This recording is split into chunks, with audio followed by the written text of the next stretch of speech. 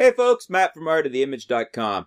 So I'm looking for a smaller compact system camera to primarily do video with. Obviously I want it to be able to do good stills, good photo, but the big thing I want this for is video. I want it small to be able to get into smaller places for positioning. I would like it to be able to have a maneuverable screen so that I can do videos of myself and see where the camera is focused on and whatnot. And so anyways, there's quite a bit on the market. So the three that I'm kind of looking at right now are the Panasonic G5 and the Sony NEX-5R and the Olympus EPL5. So the big reason, number one, I was really wanted to have a maneuverable screen that I was able to flip around and see when I am looking at the camera. One of the things I don't like about my Nikon D7000 is I can't do that for video. It doesn't really bother me for stills, but I want it for video. Anyways, these cameras all have that. The NEX-5R has a 180 screen that flips right up so you can look at it while you're having the camera focus in on you, or if you're looking at other types of things, you can tilt it to other angles.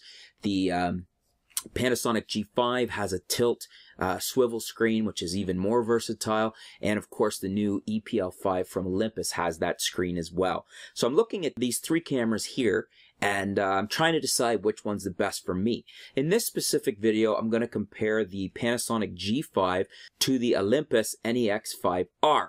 Those were the two that were in at the store when I was looking at my local camera store, the Panasonic G5 and the Sony NEX-5R. The Olympus EPL5 is not in yet. It's not in most places of the world. We're expecting it in another week or two. So, and I'm really interested in that camera as well. So, being that video is a big concern for me here, as well as photos, I have some different criteria.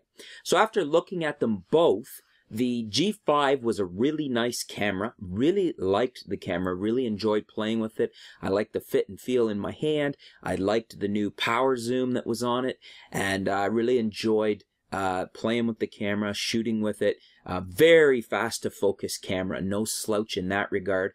And then I played with the NEX-5R, and I really enjoyed it as well.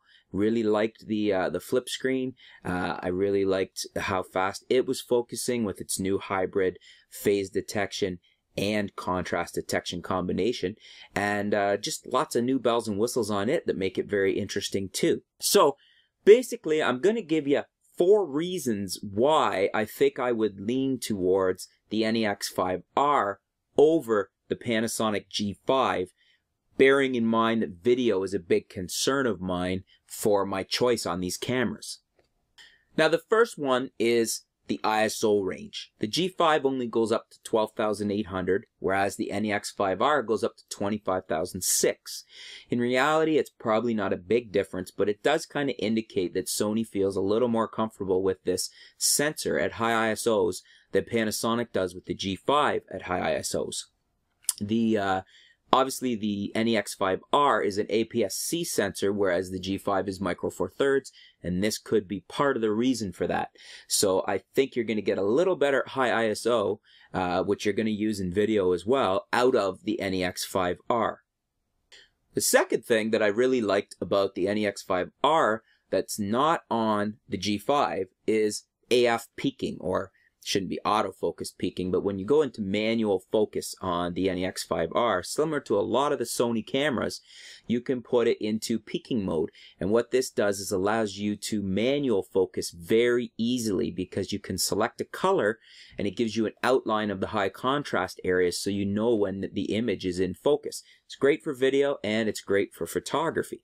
So that's another big advantage of the NEX-5R over the G5.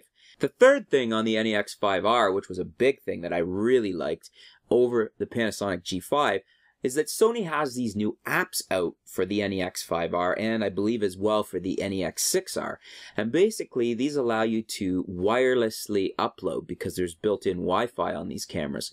So what you can do, aside from wirelessly uploading, is you can wirelessly remote control your camera from an iPhone or an Android phone or your iPad. And this is really cool, especially if you're someone that wants to take videos for online, similar to what I'm doing right here, and you want to see and control your camera from a distance, especially if you're filming yourself working alone without a crew. So this app here looks really cool to me. I can see using it with the phone, could see using it with the iPad to control the camera and see that be a real benefit. So that's the third big thing I really liked over the 5R that the G5 did not have. Now the fourth thing that the NEX-5R has that the Panasonic G5 did not have, and which was honestly a real letdown to me, because at this point I've been playing with the two and I was actually leaning towards the G5, really liking the camera. And then I found out that it does not have manual video control. That's the Panasonic G5. Doesn't have manual video control. This is a huge killer.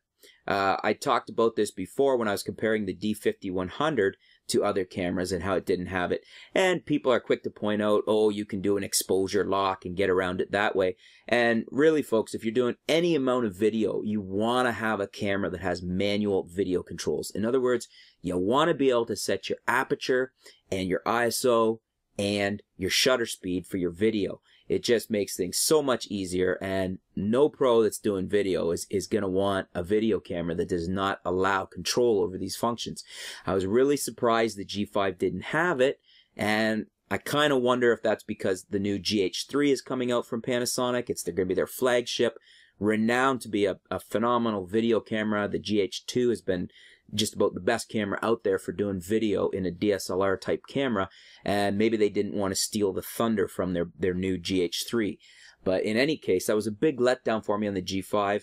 Conversely, the NEX-5R does do full manual control for video. Works very well, and it has the full 1080 HD video, 60p, 60 frames per second, and actually encodes at 28 megabytes per second, so really good bitrate there as well.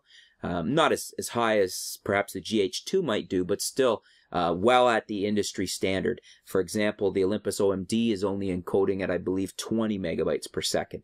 So all in all, that's 4 reasons that you might want the NEX-5R over the Panasonic G5. Certainly in my case, those reasons are very pertinent, especially when I'm looking at video heavily. The 2 biggest things for me would be I really liked the new apps that are available for the NEX-5R, the ability to remote control using my iPhone or my iPad. That's awesome. And of course, the manual video control was a huge letdown for me on the G5. Hopefully that comes to the G5 in a hack later maybe, but at the moment as it stands, no manual video control, which is a big plus and a big win for the NEX-5R over the G5. So anyways, folks, there's my 4 reasons that I would consider the NEX-5R over the G5, and why you might as well. As an aside, one of the reasons you may actually still like the G5 over the NEX is that the 4/3 system is a more mature system, and there are more lenses available. I'm happier with the lens selection I have available to me if I buy into the 4/3 system, happier than I am with what's available in the NEX system for small, light lenses designed for the system. Obviously, in NEX, you can get the LAE2, I believe it is, the Alpha adapter mount, so you can use all of the Sony A lenses from the Alpha series on your NEX series, but you're into bigger lenses there. You're not in the nice small lenses. So anyways, folks, thanks for tuning in. Stay tuned. We will look at the EPL5 up next, comparing it to both these cameras, and we'll see how it stacks up, and hopefully I'll be able to get my hands on one of those soon and play with it soon to have a hands-on idea of how I feel about that versus the other two. Thanks for tuning in. Stay tuned. We'll be back soon with some new videos, some new articles. We'll keep you up to date with what's going on in the world of photography here at artoftheimage.com. Thanks, folks.